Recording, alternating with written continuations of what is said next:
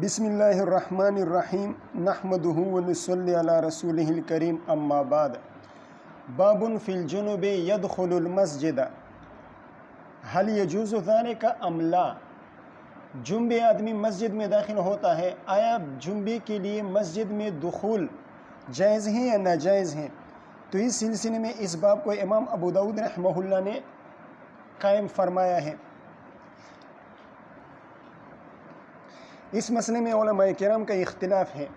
حضرت داؤد بن علی الظاہری، علامہ مزنی رحمہ اللہ تعالی، وہ فرماتے ہیں چاہے جنبی ہو یا حائضہ عورت ہو، دونوں کے لیے مطلقاً دخول مسجد جائز ہے۔ دوسرا مذہب امام احمد بن حنبل اور امام اسحاق بن راہوے رحمہ اللہ کا ہے۔ وہ فرماتے ہیں کہ جنبی جب رفع حدث کے لیے وضو کر لے تو پھر دخول جائز ہے، لیکن حائض کے لیے کسی بھی حالت میں دخول مسجد جائز نہیں ہے۔ تیسرا مذہب جمہور کا ہے، امام صاحب کا ہے، امام مالک رحمہ اللہ کا مشہور قول ہے، سفیان ثوری رحمہ اللہ تعالی، وہ فرماتے ہیں کہ جنبی اور حائضہ ان کے لیے مطلقاً دخول مسجد ناجائز ہے۔ چوتھا مذہب امام شافعی رحمہ اللہ کا ہے، وہ فرماتے ہیں کہ جنبی کے لیے عبور تو جائز ہے لیکن مکث جائز نہیں ہے۔ مسجد پر سے گزرنا جنابت کی حالت میں یہ تو جائز ہے، لیکن مسجد میں ٹھہرنا جائز نہیں ہے۔ دلائل کیا ہے؟ دلائل یہ جو داؤد بن علی الظاہری رحمہ اللہ اور علامہ المزنی رحمہ اللہ تعالی، وہ فرماتے ہیں کہ اس باب میں کوئی صحیح روایت موجود نہیں ہے۔ حدیث الباب جو یہاں پر آ رہا ہے، یہ بلکہ پہلے یہ عبارت یہ پڑھ لیتے ہیں۔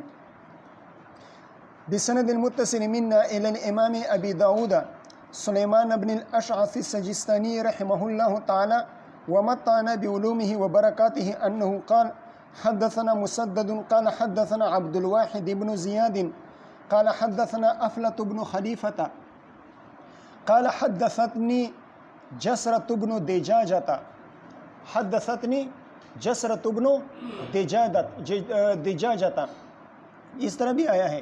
اور جسرہ اور دجاجہ، یعنی جیم پر زبر اور زیر دونوں پڑے گئے ہیں، جسرہ اور جسرہ۔ اسی طرح یہ جو نسبت ہیں اس میں بھی دجاجہ اور دجاجہ دونوں پڑے گئے ہیں۔ حدثتنی جسرۃ بنت دجاجہ، ابن نہیں ہے، بنت ہے۔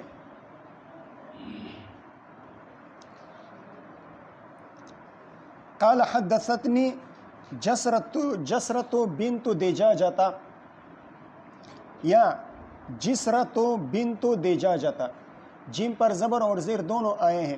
اسی طرح دجاجہ اور دجاجہ زبر اور زیر دونوں کے ساتھ آئے ہیں۔ افلت بن خلیفہ رحمہ اللہ کیا فرماتے ہیں؟ فرماتے ہیں حدثتنی جسرۃ بنت دجاجہ یا جسرۃ بنت دجاجہ قالت سمعت عائشہ رضی اللہ تعالیٰ عنہ وعنہم، یہ طبیعیہ ہیں اور ثقہ ہے، تقول، حضرت عائشہ رضی اللہ تعالیٰ عنہ فرماتی ہیں جاء رسول اللہ صلی اللہ علیہ وسلم، حضور صلی اللہ علیہ وسلم تشریف لائے، ووجوہ بیوت اصحابہ شارعۃ فی المسجد، یہ جملہ حالیہ ہے، وہ حالیہ ہے، وجوہ بیوت اصحابہ شارعۃ فی المسجد، یہ جملہ حالیہ ہے۔ کیا مطلب ہوا؟ مطلب یہ ہوا کہ والحال ان ابواب البیوت مفتوحۃ فی المسجد، حال یہ تھا کہ صحابہ کرام جن کے گھر مسجد نبوی کے قریب تھے، ان کے گھروں کے دروازے وہ مسجد کی طرف کھلے ہوئے تھے۔ شارعۃ بمعنی مفتوحۃ کے ہیں۔ ووجوہ بیوت اصحابہ شارعۃ فی المسجد والحال ان ابواب البیوت مفتوحۃ فی المسجد، فقال، حضور صلی اللہ علیہ وسلم نے حکم دیا وجہوا ہذہ البیوت عن المسجد، وجہوا ہذہ البیوت عن المسجد، یعنی اصرفوا ابواب البیوت عن المسجد، گھروں کے دروازے ان کو پھیر دو مسجد سے، وافتحوها فی الطریق، اور ان کے دروازے کھول دو، ان کے دروازے بنا دو کس طرف؟ راستے کی جانب میں، یعنی مسجد سے ان کے دروازے ہٹا دو۔ یہ حکم دے دیا۔ پھر اس کے بعد ثم دخل النبی صلی اللہ علیہ وسلم، اس واقعے کے بعد حضور صلی اللہ علیہ وسلم ایک دن مسجد تشریف لائے، وَلَمْ يَصْنَعِ الْقَوْمُ شَيْئًا، اور صحابہ کرام نے کچھ بھی نہیں کیا تھا، اس حضور صلی اللہ علیہ وسلم کے حکم پر عمل نہیں کیا تھا۔ انہیں یہ امید تھی ہو سکتا ہے وہی آ جائے اور وہی میں مسجدوں کا گھروں کے دروازوں کا مسجد کی طرف کھولنے کی اجازت مل جائے۔ انہوں نے اس امید پر یہ گھروں کے دروازے مسجد سے نہیں ہٹائے۔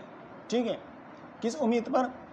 اس امید پر کہ ہو سکتا ہے وہی نازل ہو جائے اور دروازوں کو اسی حالت پر برقرار رکھا جائے، پھر ہمارے لیے مسجد میں آنا جانا آسان رہے گا۔ وَلَمْ يَصْنَعِ الْقَوْمُ شَيْئًا، صحابہ کرام نے کچھ بھی نہیں کیا تھا، صحابہ کرام نے کچھ بھی نہیں کیا تھا، یعنی انہوں نے اپنے دروازے مسجد سے پھیرے نہیں تھے بلکہ اسی طرح برقرار رکھے تھے۔ رجاء ان تنزل فیہم رخصۃ، اس امید پر کہ ہو سکتے ہیں ان کے بارے میں کوئی رخصت ڈیر سعادت مدے یار یو دا دے یو تے او یو دے دمر گرے دے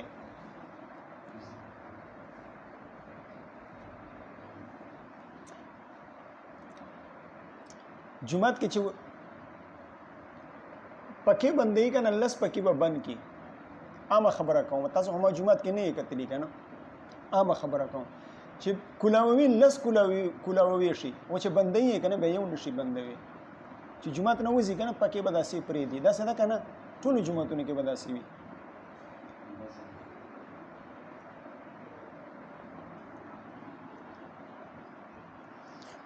وَلَمْ يَصْنَعِ الْقَوْمُ شَيْئًا، صحابہ کرام نے کچھ بھی نہیں کیا تھا، یعنی انہوں نے اپنے گھروں کے دروازے مسجد سے پھیرے نہیں تھے اور اسی پہلی والی حالت پر برقرار رکھے تھے۔ کیوں؟ رجاء ان تنزل فیہم رخصۃ، اس امید پر کہ ہو سکتے ہیں ان کے بارے میں کوئی رخصت نازل ہو جائے اور ان کے گھروں کے دروازے مسجد کی طرف کھلے ہوئے چھوڑے جائے اللہ کی طرف سے۔ فخرج الیہم، حضور صلی اللہ علیہ وسلم ان کے پاس آئے، فقال، اور فرمایا، وجہوا هذه البیوت عن المسجد، حولوا ابواب البیوت، حولوا ابواب البیوت عن المسجد، اپنے گھروں کے دروازے کو پھیر دو کس کی طرف؟ مسجد سے پھیر دو کسی اور طرف، یعنی راستے کی طرف۔ فإنی لا احل المسجد لحائز ولا جنوب، اس لیے کہ میں مسجد کو حلال قرار نہیں دیتا نہ حائزہ کے لیے اور نہ جنبی آدمی کے لیے۔ فإنی لا احل المسجد، اس لیے کہ میں دخول مسجد کو حلال قرار نہیں دیتا، لحائز ولا جنوب، نہ حائزہ عورت کے لیے اور نہ جنبی آدمی کے لیے۔ یہ حدیث آ گئی۔ اب جو اختلاف بیان ہو گیا ابتدا میں، ان میں داؤد بن علی الظاہری اور علامہ مزنی رحمہم اللہ وہ فرماتے ہیں کہ اس باب میں یعنی حائزہ یا جنبی کے لیے دخول مسجد کے باب میں کوئی صحیح روایت موجود نہیں ہے، اور یہ جو روایت ہم نے پڑھی افلاط بن خلیفہ رحمہ اللہ کی، تو اس بارے میں فرماتے ہیں کہ یہ باطل روایت ہے۔ یہ روایت کیا ہے؟ یہ باطل ہے۔ لیکن علامہ شوکانی رحمہ اللہ فرماتے ہیں کہ جن لوگوں نے اس روایت پر بطلان کا حکم لگایا ہو انہوں نے یہ حکم صحیح نہیں لگایا۔ یہ حدیث صحیح ہے یا کم از کم حسن درجے کی روایت ہے۔ علامہ شوکانی رحمہ اللہ کے علاوہ حضرت یحییٰ بن سعید قطان رحمہ اللہ تعالی، حضرت یحییٰ بن سعید قطان رحمہ اللہ نے اس روایت کی تحسین فرمائی ہے۔ اسی طرح علامہ ابن خزیمہ رحمہ اللہ تعالی انہوں نے اس روایت کو صحیح قرار دیا ہے۔ کیوں باطل کیوں ہوگا، ضعیف کیوں ہوگا؟ باطل بطلان اور ضعف کی کوئی وجہ نہیں بنتی، اس لیے کہ اس روایت میں جتنے بھی روات ہیں سارے کے سارے ثقہ ہیں، تو جب سارے روات ثقہ ہے تو روایت ضعیف کس طرح ہو گئی؟ ضعیف نہیں ہو سکتی چیزیں کہ یہ باطل ہو جائے۔ تو ان حضرات کی اسی طرح علامہ ابن حزم رحمہ اللہ تعالی وہ بھی فرماتے ہیں کہ اس باب میں کوئی روایت ثابت نہیں ہے۔ بات سمجھ میں آ گئی؟ علامہ ابن حزم رحمہ اللہ نے افلاط بن خلیفہ اس کو مجہول قرار دیا ہے، افلاط بن خلیفہ کو مجہول قرار دیا ہے، لیکن ان کی یہ بات درست نہیں ہے۔ افلاط بن خلیفہ رحمہ اللہ تعالی وہ مجہول نہیں ہے۔ علامہ ابن حبان رحمہ اللہ نے ان کی توثیق فرمائی ہے۔ اسی طرح علامہ ابو حاتم رحمہ اللہ ان کے بارے میں فرماتے ہیں ہوا شیخ، اسی طرح امام احمد رحمہ اللہ فرماتے ہیں لا بأس بہ، امام احمد رحمہ اللہ فرماتے ہیں کہ اس راوی میں کوئی حرج نہیں ہے، یعنی ٹھیک راوی ہیں، درست راوی ہیں۔ اور سفیان ثوری رحمہ اللہ تعالی، اور یہ کیا ہے، عبد الواحد ابن زیاد، اسی طرح سفیان ثوری رحمہم اللہ تعالی، ان جیسے جلیل القدر محدثین کے استاذ ہیں۔ عبد الواحد ابن زیاد تو یہاں پر روایت کرتے ہیں ان سے، عبد الواحد ابن زیاد یہاں پر روایت کرتے ہیں۔ اسی طرح سفیان ثوری، یہ کتنے بڑے محدث ہیں، وہ بھی ان سے روایت کرتے ہیں۔ تو یہ کوئی مجہول راوی نہیں ہے، کوئی ضعیف راوی نہیں ہے، بلکہ حضرات محدثین نے ان کی توثیق فرمائی ہے۔ بات سمجھ میں آ گئی؟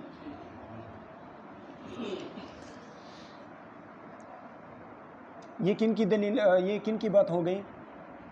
امام داؤد بن علی الظاہری اور علامہ مزنی رحمہم اللہ تعالی، وہ فرماتے ہیں کہ اس باب میں کوئی صحیح روایت موجود نہیں۔ ہم کہتے ہیں کہ یہ روایت ہے نا، یہ روایت ہے۔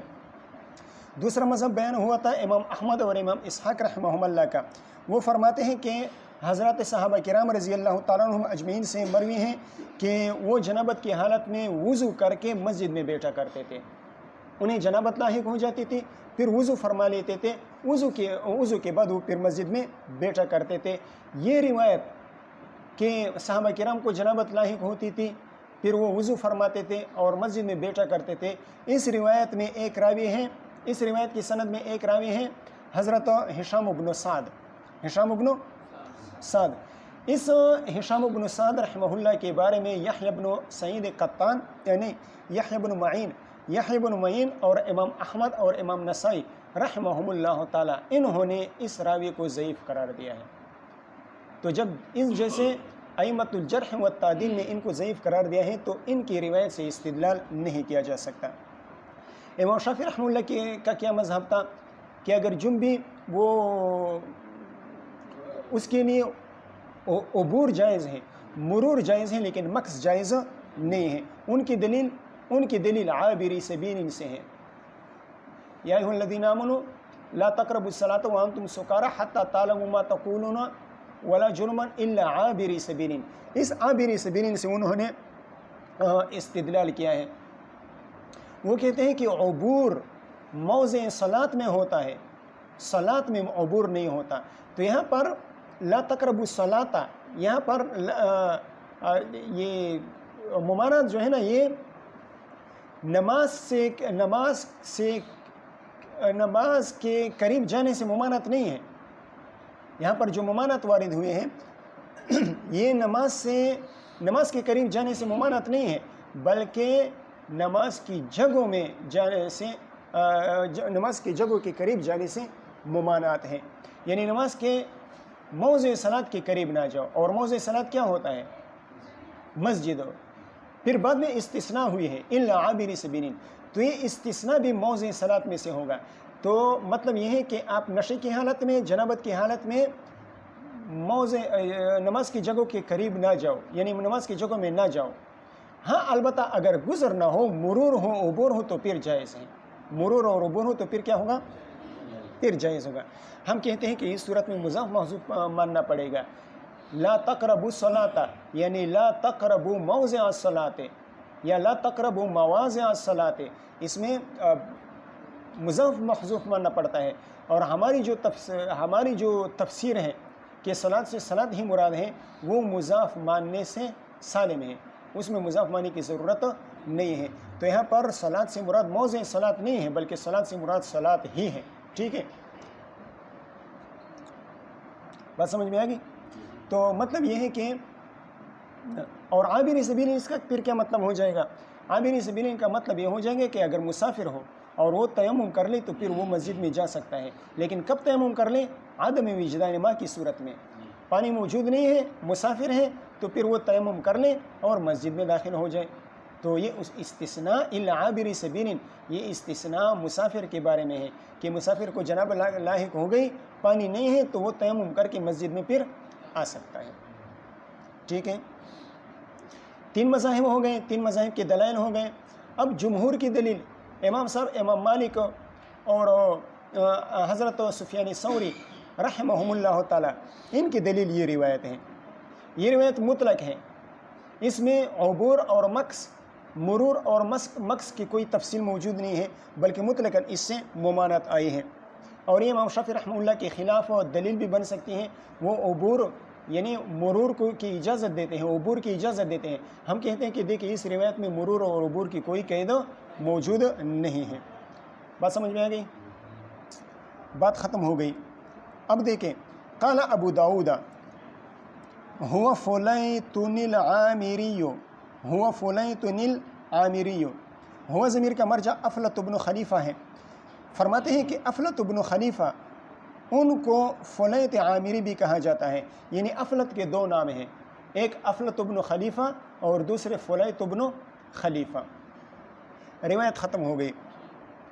اب اگلی بات آپ یہ جان لیں کہ یہ جو مسئلہ ہے کہ جنبی کے لیے مسجد میں داخل ہونا یہ ناجائز ہے، اس مسئلے سے حضور صلی اللہ علیہ وسلم مستثنیٰ ہے۔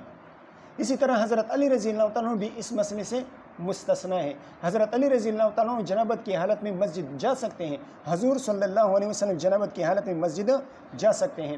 ترمذی شریف کتاب المناقب، حضرت علی رضی اللہ عنہ کے مناقب میں ایک روایت آتی ہے، حضور صلی اللہ علیہ وسلم حضرت علی رضی اللہ عنہ سے فرماتے ہیں، یا علی لا یحل لأحد ان یجنب فی هذا المسجد، کسی کے لیے جائز نہیں ہے کہ وہ جنبی ہو، جنابت کی حالت لاحق ہو جائے مسجد میں، یا کسی کے لیے جائز نہیں ہے کہ وہ جنابت کی حالت میں مسجد آ جائے، غیری و غیرہ کا، میرے اور آپ کے علاوہ۔ غیرہ کو منصوب پڑھ سکتے ہیں استثناء کی بنا پر، اور غیری و غیروں کا مرفوع بھی پڑھ سکتے ہیں۔ مرفوع پڑھنے کی صورت میں پھر مبتدا محذوف کے لیے خبر ہوگا، یعنی ہوا غیری و غیروں کا، ٹھیک ہے۔ تو اس روایت سے معلوم ہوا کہ جنابت کی حالت میں دخول مسجد اس حکم سے جس طرح حضور صلی اللہ علیہ وسلم مستثنیٰ ہے، اس روایت سے معلوم ہوا کہ حضرت علی رضی اللہ عنہ بھی اس سے مستثنیٰ ہے۔ یہ بات ختم ہو گئی۔ اب اگلی بات یہ سمجھ لیں کہ اس حدیث میں تحویل ابواب کا حکم مطلقاً وارد ہوا ہے، کسی صحابی کا استثناء اس میں نہیں ہوا ہے، مطلقاً جن صحابہ کرام کے دروازے مسجد کی طرف کھلتے تھے سب کو اپنے دروازے بند کرنے کا حکم دیا گیا ہے۔ بات سمجھ میں آ گئی؟ کسی کی بھی استثناء نہیں ہے۔ لیکن ترمذی شریف وغیرہ، ترمذی اور اسی طرح مشکات شریف، ان کی روایت سے معلوم ہوتا ہے کہ حضرت علی رضی اللہ عنہ کے دروازے کا استثناء حضور صلی اللہ علیہ وسلم نے فرمایا تھا۔ ترمذی شریف میں حضرت علی رضی اللہ عنہ کے مناقب میں ابن عباس رضی اللہ عنہ کی ایک روایت آتی ہے کہ حضور صلی اللہ علیہ وسلم نے تمام دروازوں کو بند کرنے کا حکم دیا اور حضرت علی رضی اللہ عنہ کے دروازے کو چھوڑنے کا حکم دیا۔ روایت کے الفاظ اس طرح ہے، حضرت ابن عباس رضی اللہ عنہ فرماتے ہیں، ان رسول اللہ صلی اللہ علیہ وسلم امر بسد الابواب الا باب علی، حضور صلی اللہ علیہ وسلم نے تمام دروازوں کے بند کرنے کا حکم دیا علاوہ حضرت علی رضی اللہ عنہ کے دروازے کے۔ حافظ ابن حجر اسقلانی رحمہ اللہ نے اس سلسلے میں حضرت علی رضی اللہ عنہ کے دروازے کے استثناء کے بارے میں متعدد روایت فتح الباری میں بیان فرمائی ہے، اور اس بات کو ثابت کیا ہے کہ حضرت علی رضی اللہ عنہ کے دروازے کا استثناء کیا گیا تھا۔ بات سمجھ میں آ گئی؟ اسی طرح حضرت ابو بکر صدیق رضی اللہ عنہ کے دروازے کا بھی استثناء حضور صلی اللہ علیہ وسلم نے فرمایا تھا، اور وہ روایت کہاں پر ہے؟ بخاری شریف میں ہے، ترمذی شریف میں بھی ہے، لیکن بخاری شریف میں بھی آئی ہے روایت۔ بخاری شریف میں ایک جگہ باب کے الفاظ آئے ہیں اور ایک جگہ خوخہ کے الفاظ آئے ہیں، ایک جگہ باب کے الفاظ آئے ہیں اور ایک جگہ خوخہ کے الفاظ آئے ہیں۔ جس روایت میں باب کے الفاظ آئے ہیں وہ ترمذی شریف میں بھی ہے۔ حضرت عائشہ رضی اللہ عنہا فرماتی ہیں، ان النبی صلی اللہ علیہ وسلم امر بسد الابواب الا باب ابی بکر، حضور صلی اللہ علیہ وسلم نے تمام دروازوں کے بند کرنے کا حکم دیا جو مسجد کی طرف کھلے ہوئے تھے، البتہ حضرت ابو بکر صدیق رضی اللہ عنہ کے دروازے کا استثناء فرمایا۔ اسی طرح بخاری شریف میں خوخہ کے الفاظ، اسی طرح ترمذی شریف میں بھی خوخہ کے الفاظ آئے ہیں۔ حضرت ابو سعید خدری رضی اللہ عنہ فرماتے ہیں کہ حضور صلی اللہ علیہ وسلم نے فرمایا، لا تبقین فی المسجد خوخۃ الا خوخۃ ابی بکر، لا تبقین فی المسجد خوخۃ الا خوخۃ ابی بکر۔ خوخہ کس کو کہتے ہیں؟ یہ بڑا دروازہ ہوتا ہے نا، بڑا دروازہ، بڑے دروازے میں ایک چھوٹا دروازہ ہوتا ہے، اس کو خوخہ کہتے ہیں۔ اسی طرح کھڑکی کو بھی خوخہ کہتے ہیں۔ اسی طرح دو گھروں کے درمیان جو دروازہ ہوتا ہے اس کو بھی خوخہ کہا جاتا ہے۔ بہرحال جو بھی ہو، کھڑکی ہو یا دروازہ ہو، حضور صلی اللہ علیہ وسلم نے اس کا استثناء فرمایا تھا۔ ترمذی شریف میں لمبی روایت ہے۔ اسی طرح اسی حضرت ابو سعید خدری رضی اللہ تعالیٰ عنہ سے بخاری شریف میں آئی ہیں، اور حضرت ابن عباس رضی اللہ تعالیٰ عنہما سے بھی آئی ہے بخاری شریف میں، تو وہاں پر بھی یہ خوخہ کا استثناء کیا گیا ہے۔ بات سمجھ میں آ گئی؟ اب دیکھیں تین قسم کی روایات آ گئی۔ ایک قسم کی روایات ہیں مطلقاً، جہاں پر یہ ہے افلت بن خلیفہ رحمہ اللہ کی، اور باقی روایت ترمذی شریف کی روایات، اس میں صرف ایک قسم کی روایات میں صرف حضرت علی رضی اللہ عنہ کے دروازے کو بند کی اجازت دی گئی تھی، اور ایک قسم کی روایت میں حضرت ابو بکر صدیق رضی اللہ عنہ کے دروازے کا استثناء تھا۔ ایک روایت میں حضرت علی رضی اللہ عنہ کے دروازے کا استثناء تھا، اور دوسری قسم کی روایات میں حضرت ابو بکر صدیق رضی اللہ عنہ کے دروازے کا استثناء تھا۔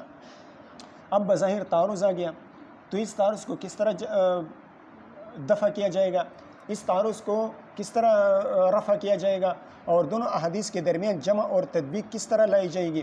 تو اس سلسلے میں علماء کرام فرماتے ہیں کہ جن صحابہ کرام کے دروازے مسجد کی طرف کھلتے تھے، تو ابتدا میں حضور صلی اللہ علیہ وسلم نے تمام دروازوں کے بند کرنے کا حکم دیا، صرف حضرت علی رضی اللہ عنہ کے دروازے کا استثناء فرما لیا،